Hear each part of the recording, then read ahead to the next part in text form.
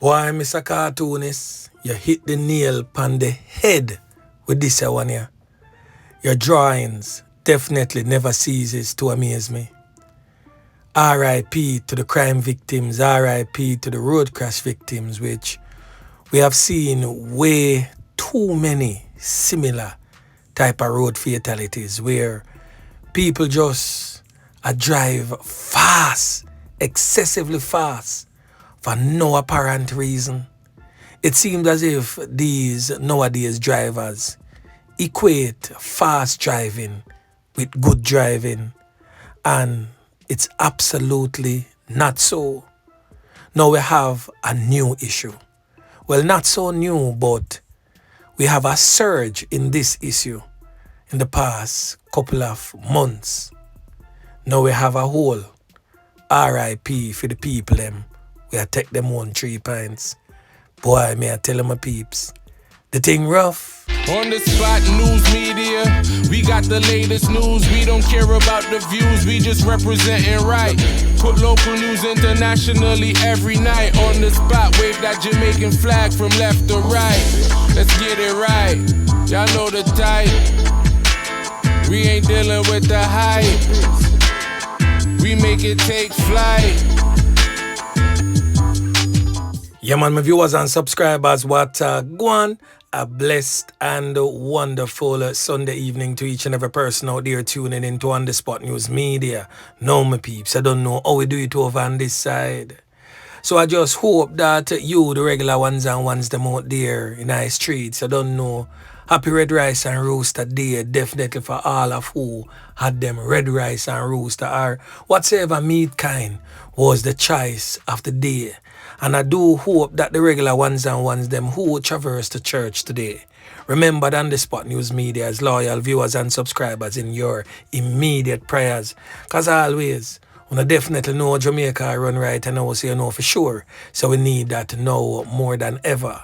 So a blessed and wonderful Sunday evening to each and every person tuning into the voice of On The Spot News Media. Now we're going to kick it off in the evening with a birthday shout out before we get into this evening's set of stories. And this one is coming from Natalie. And Natalie, a big up her husband, pan him earth strong. Yeah, man. The husband big her up first, so she know I return the favor. And his earth strong was yesterday. Now I'm pretty sure that Natalie would have did all the necessaries to make sure that he had a blessed and wonderful earth strong. So blessings by earth strong to Natalie, husband. Yeah, man. So anyway, my peeps, make a kick off this morning's, this evening's set of stories. Now the first thing that we're going to talk about, my peeps, is an international story coming out of Ledyard, where the Cuyahoga County Sheriff's Office arrested this Jamaican man, presently on your screen identified as Romar Romando Stone, following a hold on and take type of offense investigation. Now the sheriff for the place reported that the investigation began around September 26 after allegations that Romar Stone exposed a teen to hold on and take type of situation, and it took place in the town of Ledyard. So the Criminal Investigations Division worked with the Cuyahoga County Child Advocacy Center to determine the extent of the abuse. So after that investigation was completed, detectives located Romar Stone in the village of Aurora and took him into custody. Romar Stone was charged with a hold on and take in the 3rd degree and endangering the welfare of a child. He was processed and arraigned at the Cap County and remanded in the Cuyahoga County Jail with a bail set at $50,000 cash or $100,000 in bond. The federal immigration detainer had been logged with the jail, so investigation remains ongoing. Now, them type of thing, my peeps, make it hard and the regular members of Chan Public who want to travel to the US legally so, to get a fresh start in life and probably secure them finances on a better level, because persons pan legal work permit is doing the most and getting themselves on the wrong side of the fence. Why may I tell my peeps? The thing rough, but anyway, make we continue. Now the first thing that we are going to talk about, my peeps, is an update where the Clarendon truck driver who was intercepted by the police allegedly transporting over 1,500 pounds of compressed ganja in St. Thomas on Wednesday has now been officially charged. Now charged by the police is this criminal element present on your screen, identified as Fabian Watson, 33 years old, said to be of a Mount Zion address in Rock River. He was on Friday charged with possession of the illicit drug, dealing in the illicit drug and trafficking the illicit drugs, and also taking steps preparatory to export the illicit drugs, possession of criminal property, and also conspiracy. Now the police stated that the illicit drug has an estimated street value of approximately $4.7 million. A court date is being set for his appearance. Now, as I can see, them did have him as missing. But as the long time dancehall song would have say, 3 places to look when time a man missing, Farin dead house or prison. Well, prison is the order of the day for this one. So him not missing. Yeah man, a dung a dirty, the squad of them have him. Now the next thing that we are going to talk about, my peeps, is another update coming out of the St. Elizabeth Police Division, where a major joint police military operation across several communities in St. Elizabeth on Friday resulted in the seizure of over 700 pounds of compressed ganja. Now, On the Spot News Media was reliably informed that several people were taken into custody, including 2 Haitians who are suspected to have entered into the country legally. Now, Superintendent Coleridge Minto, the commanding officer for the St. Elizabeth Police Division, said that the operation covered Barnaby Hall, Nain, Flagaman, Southfield, and Junction, all of which is in his policing area in St. Elizabeth. He explained that during the operation, which started early Friday morning, the lawmen were on the hunt for wanted persons as well as illegal weapons and ammunition. He stated that 6 motorcycles were seized as a part of the crackdown against persons operating in breach of the Road Traffic Act. Additionally, he stated that a warrant was issued for a criminal element identified as Shamar Barnes, otherwise known as Tanso. According to the police, Shamar Barnes is wanted in relation to the September 20 fatality of Jerome Laws in Litz in St. Elizabeth. So the criminal element Shamar Barnes is being urged to turn in himself to the police, along with his attorney, his mother, father, pastor, whosoever. But him have no later than tomorrow, October 6, Monday, October 6, to turn himself over to the police. And failure to do so, Officer Yeman Pick and team will be deployed to come find you. Yeah, man. So Shamar Barnes, you feel say you gotta just get off of the hook just so? This is the criminal element presently on your screen to you, the regular members of Chan Public. So here what you do you now. Find him and make the police them know which part him there. The police them say, if you don't find him for them, leading up to arrest and charge, which that definitely will be, you can get a little reward from Crime Stop if you put that in a pocket. Yeah, man. So, right now, Being an informant like myself pays. Yeah, man. So anyway, my peeps, make we continue. Now, the next thing that we are going to talk about, my peeps, is coming out of the St. Mary Police Division, where a man with the St. Mary Police can up during an arrest. He escaped custody and is presently on the run. So the St. Mary Police have launched a manhunt for a man who escaped custody at the hospital, where he was taken for treatment after being conned up by the police when he allegedly attacked one of them with a knife during his arrest. Now, being sought is the criminal element, 29-year-old Herbie Ballantyne, who the police says goes by the name of Junior Ballantyne. Now, he's been asked to turn in himself to the police immediately. Now, the police states that Ballantyne managed to flee the hospital after overpowering cops and personnel from the Independent Commission of Investigation. The police report reaching On The Spot News Media would suggest that sometime around 11:50 p.m. on Thursday, October 2nd, a police team was investigating noise complaints at a bar in Fraserwood District in St. Mary when they heard loud explosions sounding like gunshots. It is stated that the team reportedly went to investigate and were led to a wake in another section of the company. It is stated that on their arrival at the wake, the police reportedly saw a man acting in a manner that aroused their suspicion. The police team attempted to accost him, but he fled.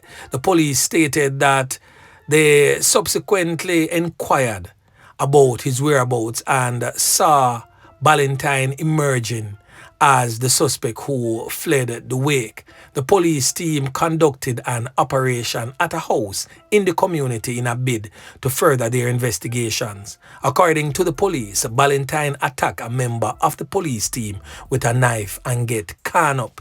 He was, however, assisted to the hospital for treatment. He was arrested, then assisted to the hospital for treatment. Ballantyne was in the process of being interviewed by personnel from Indicom while at the hospital and was released into the police custody. The police stated that on Friday, October 3rd, sometime around 5:15 p.m., he escaped from the hospital by overpowering Indicom and police personnel when they removed his handcuff to allow him to affix his signature to a statement that was collected by Indicom. The police stated that the areas surrounding the hospital were searched, but he was not found. Ballantyne is now being urged to turn himself over to the police immediately. So persons in and around Port Maria and Highgate are being asked to be on the lookout for any strangers in your communities and are encouraged to call the police immediately if they see anything suspicious. Now, tell me now, Indicom and police personnel where the criminal element escaped from. The two set of uno, one two set a broad board behind on the back. Now, if the man is right-handed, handcuff the man left hand and make him use him right hand sign the paper. If in left-handed, handcuff him right hand and make him use the left hand sign the paper.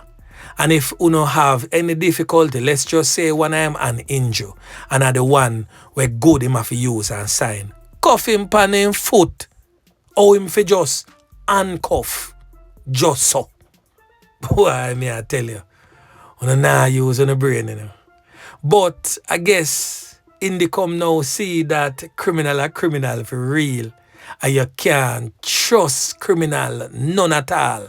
You give them an inch and them literally I go take not even a yard but a whole mile. Boy, may I tell you, the thing rough.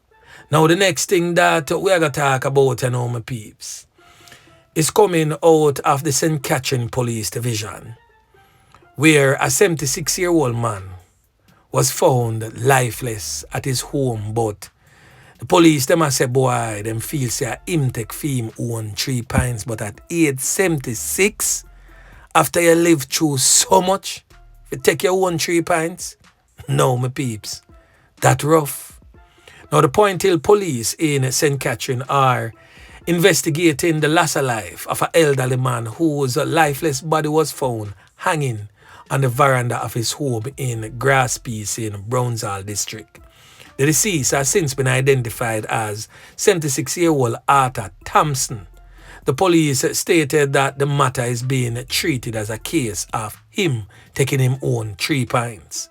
Now, reports reaching on the Spot News Media would suggest that sometime around 7 a.m. on Thursday, October 2nd, a passerby noticed Thompson's body suspended from a grill on the veranda at his house in the community. The police were summoned, and upon the arrival, the body was observed with a strap around its neck. The body was removed to the Spanish Town Hospital morgue for post-mortem to be conducted.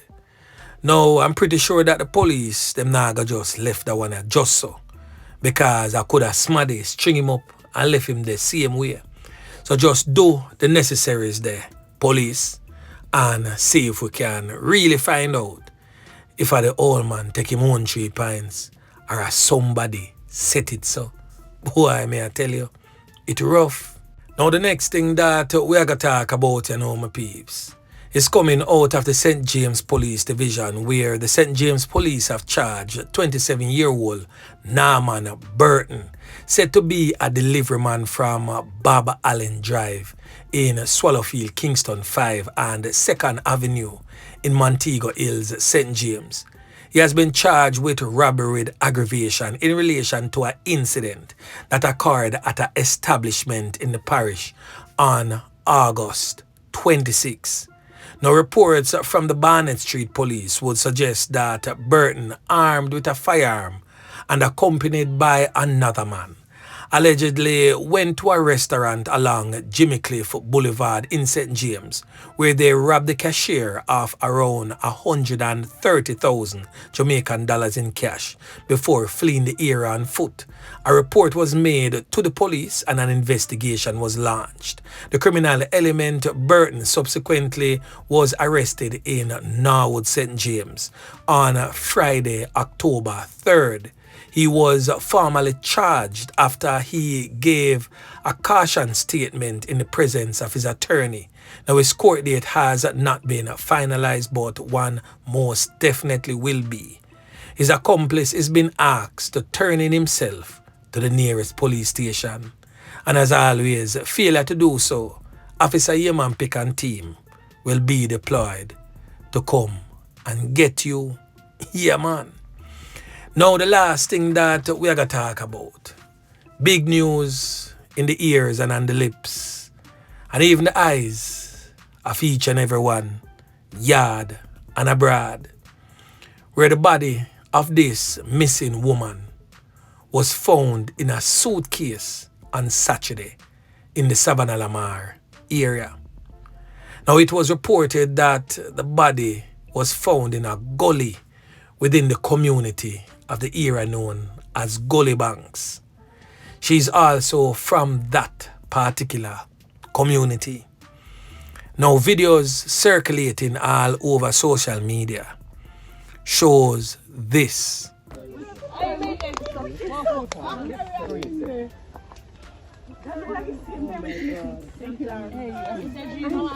Now, the deceased female has since been identified as 29-year-old Kerrian Malcolm, said to be of a Barracks Road address in Savannah Lamar. She was reported missing on Thursday. She was last seen at home sometime around 11 p.m. the previous day. Now, according to police reports, at the time she was reportedly wearing brown sleeveless blouse and blue and white shorts. Now, on the Spot News Media made some checks, did some digging, and sadly, on the Spot News Media came up with this. So this, what I'm about to say to you, is unconfirmed, but it is stated that she was having sexual relations with criminal elements from opposing sides. It is stated that police clapway our man where she did a deal with before him lose him 3 pints. Him come from round a gully banks. But she did have a ex we come from Darling Street. I will get to understand say a the ex from Darling Street take her away and make that end up reach her. Now if this is true, she caused it upon herself and would have bitten off way more than she can chew. Now on the Spot News Media will most definitely be making some more checks surrounding the loss of life of Kerrian. Boy, me I tell you my peeps. The thing rough, but anyway, remember to like, share, subscribe to the channel, stay tuned to On The Spot News Media as I continue to bring you fresh news and updates in subsequent newscast. On The Spot News Media. Yeah, man.